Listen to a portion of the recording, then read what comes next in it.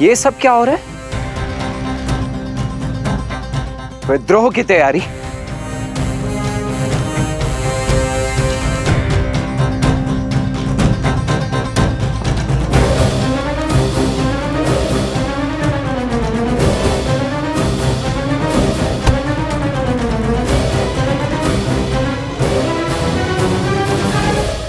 तो अब आप सब श्री राम के विरुद्ध उस शस्त्र उठाने को उत्सुक हैं। क्या यही है श्री राम और अयोध्या के प्रति आपका सम्मान?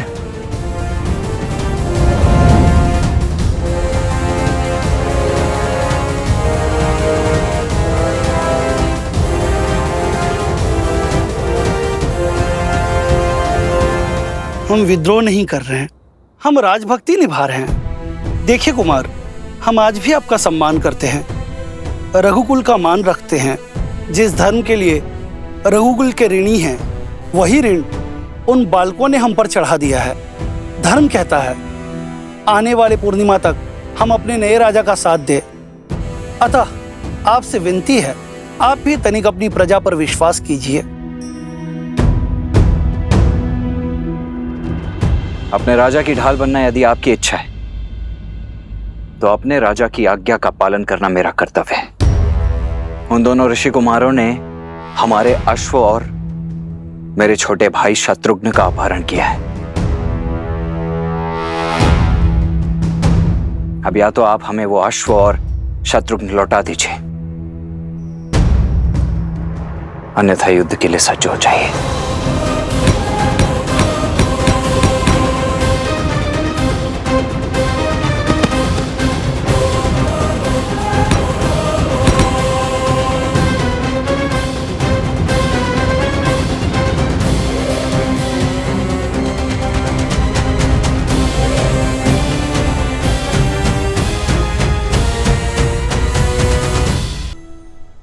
हमने आपसे पहले भी कहा था, महाराज और युवराज यहाँ नहीं है, वे किसी उद्देश्य पूर्ति हेतु बाहर गए हैं। यदि आप उनके बिना भीतर आना चाहते हैं तो आपको हमें मृत्यु के घाट उतारना होगा और इस गांव को मरघट बनाना होगा, भूत प्रेतों का नगर बनाना होगा।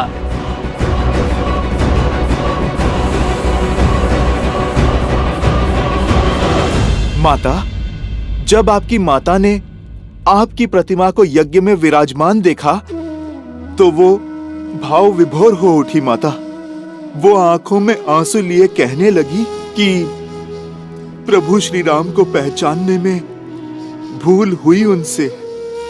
प्रभु श्री राम को जिसने नहीं जाना उसने कुछ नहीं जाना। माता, ये बात तो उचित कही उन्होंने। माता, शीघ्र ही अयोध्या आपको पुनः पाने का सौभाग्य पाएगी माता।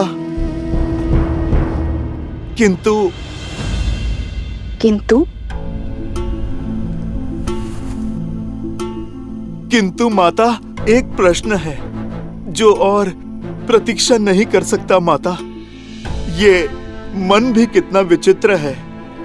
दुर्भाग्य पर संदेह नहीं करता और सौभाग्य पर विश्वास नहीं करता।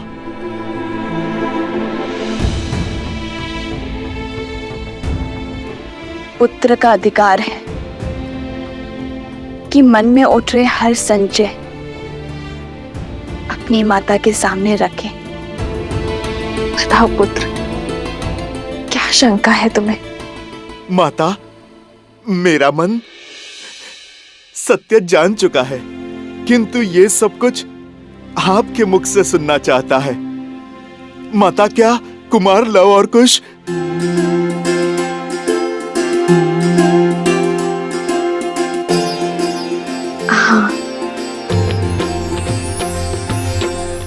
लवकुश मेरे ही पुत्र, श्री राम के तने रघुकुल के वंशज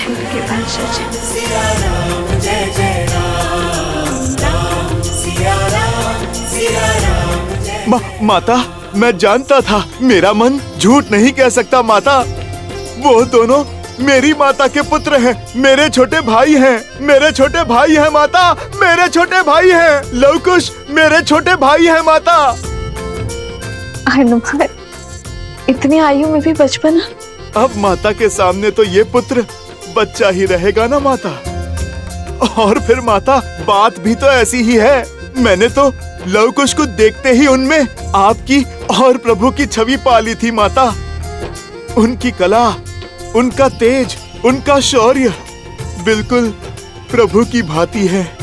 मेरे प्रभु और मेरी माता की आत्मा का विलक्षण संगम है दोनों।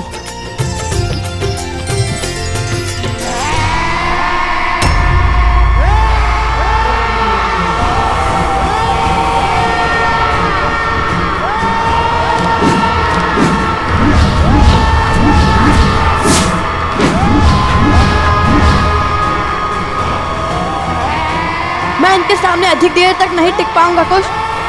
इनकी चीखों के सामने मेरी सुध खो रही है।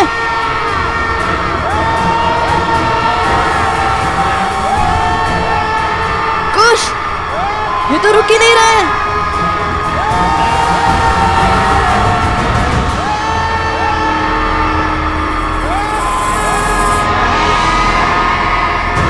दिव्यास्त्र का उपयोग कीजिए भैया। मुनिवर ने हमें इन्हें जीवित करने के लिए भेजा था, इन्हें मारने नहीं। मिल गया उपाय। हनुमान, संभालो स्वयं को। माता, मैं क्या करूं? मन उल्लास के सागर में गोते खा रहा है। उन्हें यहाँ वन में नहीं, वहां महलों में होना चाहिए। राजकुमारों के भांति जीना चाहिए माता। समर्पण से बोए और प्रेम से सींचे दाम्पत्य को खंडित करने का साहस कहां से लाती है नियति? क्या मैं अयोध्या के कल को आज उनके पिता के सम्मुख नहीं ले जा सकता माता? क्या प्रभु और आपके पग में पड़ी वियोग की बेड़ियों को मैं नहीं काट सकता माता? हनुमान, जब मेरा तप पूर्ण होगा तो मेरे प्रभु श्री राम मुझे और मेरे पुत्र को ढूंढने अवश्य आएंगे। भगवान वाल्मीकि और अन्य मुनिवर लव कुश को जिस पथ पर भेज रहे हैं वो तप का ही पथ है हनुमान। और तुम तो बल और बुद्धि दोनों के ही स्वामी हो हनुमान। तुम्हें कुछ समझाने या बताने की आवश्यकता नहीं है। जो उचित लगे वो करो। जब लव कुश का जन्म हुआ था तो शत्रुघ्न भैया यहाँ आए थे। तब मैंने उनसे कहा था, सूर्यवंश के इन सूर्य का तेज अयोध्या तक नहीं पहुंचना चाहिए। आप किसी से कुछ नहीं कहेंगे भैया।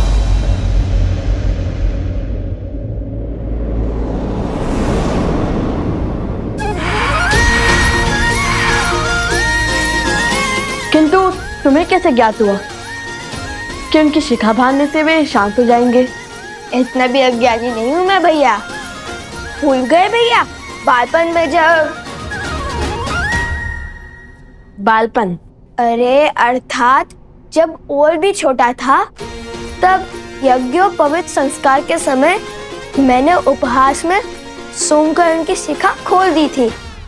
तब माता ने बताया था, शिखा ऊर्जा को शीश चक्र को चारों ओर केंद्रित करती है, व्यक्ति को उच्च चेतना और दिव्य ऊर्जा से जोड़ती है। इसे खोलकर रखने से ऊर्जा अधिक स्वतंत्र रूप से प्रवाहित हो सकती है और बांधने से रुक सकती है, जिससे व्यक्ति का मन और मस्तिष्क भी स्थिर हो जाता है। अति उत्तम। चलो, कुछ तो पाठ स्मरण है तुम्हें।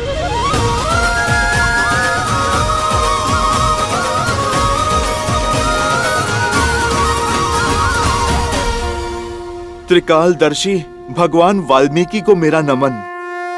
आ गए हनुमान? भला मैं आपकी पुकार को अनसुना कैसे कर सकता हूँ? आप मेरे आने का कारण तो जानते ही हैं। लव और कुश अयोध्यापति श्री राम के पुत्र हैं। किंतु संसार को ये सत्य बताने का समय अभी नहीं आया, क्योंकि आप उन्हें किसी बड़े उद्देश्य की पूर्ति के लिए सज्ज कर रहे हैं, जैसी आपकी इच्छा। किंतु मैं एक आज्ञा आपसे अवश्य चाहूंगा। आप मुझे मना मत कीजिएगा। साक्षात शिव के अंश को कैसे मना कर सकते हैं? यदि तुम्हारे मन में कोई इच्छा जागृत हुई है तो वो सर्वथा आवश्यक ही होगी। बोलो, क्या चाहते हो?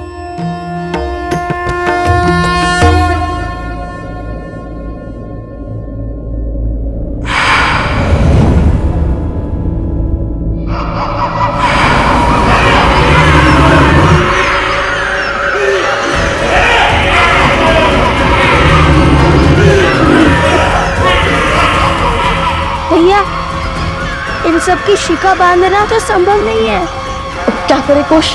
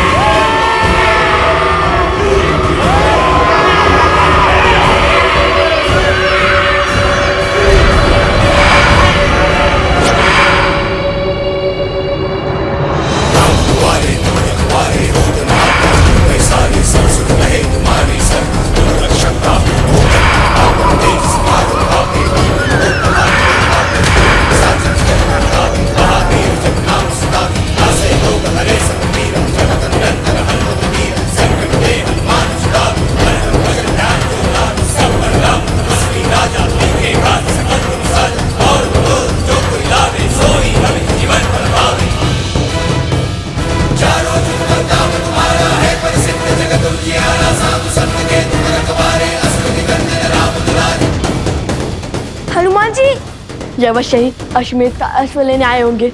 भागो कुश। अरे ऋषि कुमारों, रुकिए।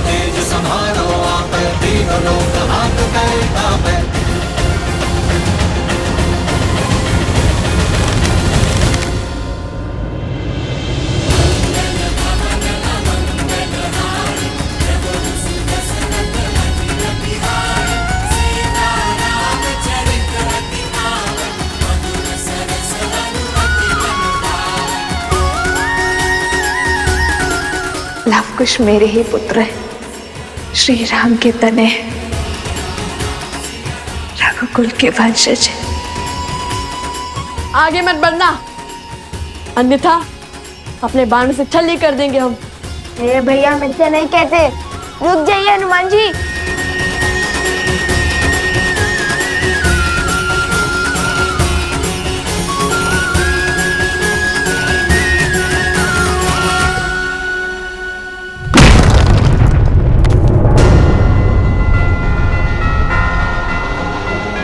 भैया, अवश्य ही इनकी कोई योजना होगी अश्व ले जाने की।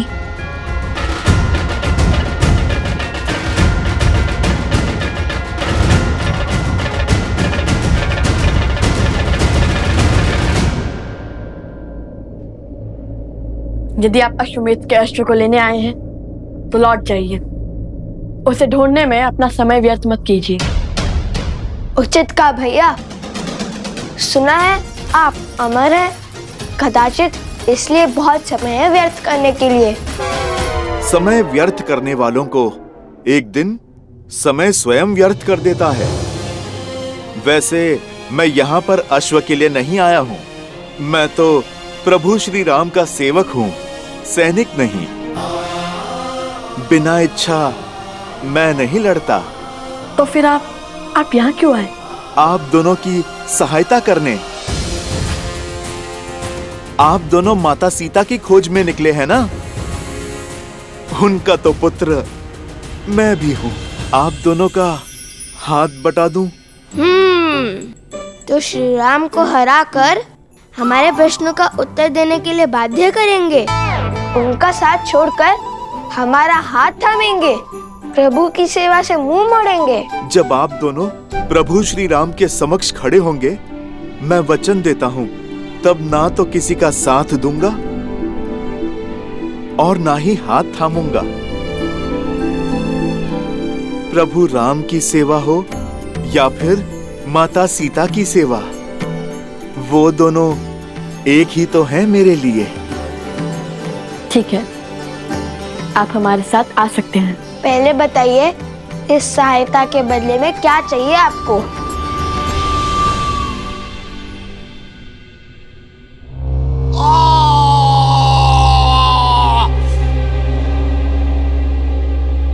पिछले 15 वर्षों से राम उसके राज्य को जितना नीचे धकेलने का प्रयास कर रहे हैं, वो उतना ही ऊंचा उठता जा रहा है। राम ने सहस्त्रों राक्षसों का संहार किया, अयोध्या में समृद्धि और शांति की ध्वजा लहराई। वहां ना कोई अब भिक्षा मांगता है, ना कोई चोरी करता है। उसने सब कुछ पा लिया और हमने सब कुछ खो दिया। आपका पुत्र, आपका राज्य, आपका सम्मान, आपके भाग में केवल एक जीत आई, राम और सीता का वियोग, और कुछ नहीं। आपकी पराजय हो चुकी है।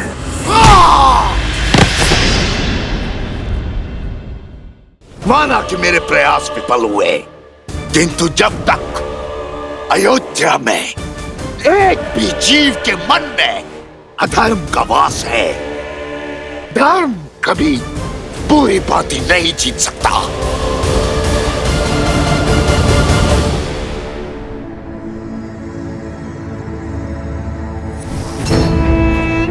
सत्य अनेक अर्थी नहीं होता है, उसका केवल एक ही अर्थ होता है, एक ही रूप होता है, एक ही स्वरूप होता है।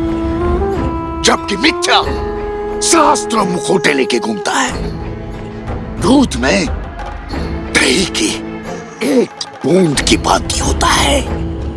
पहले पहले तो कुछ नहीं बदलता, किंतु फिर सत्य का स्वरूप भी बदल देता है। अगली चाल क्या होगी महाराज? अश्व। लव कुश ने उसे यही कहीं छुपाया होगा। मार डालो उसे। लक्ष्मण को वो अश्व जीवित नहीं मिलना चाहिए। अश्व मरा तो राम कभी उन बालकों को क्षमा नहीं करेगा, उनका अंत होगा। और तब हम उनका सत्य संसार के सामने लाएंगे। सीता इस विश्वासघात को कभी नहीं सह पाएगी। पति से वियोग का विष तो पी गई, किंतु पुत्रों की मृत्यु का दंश नहीं सह पाएंगे।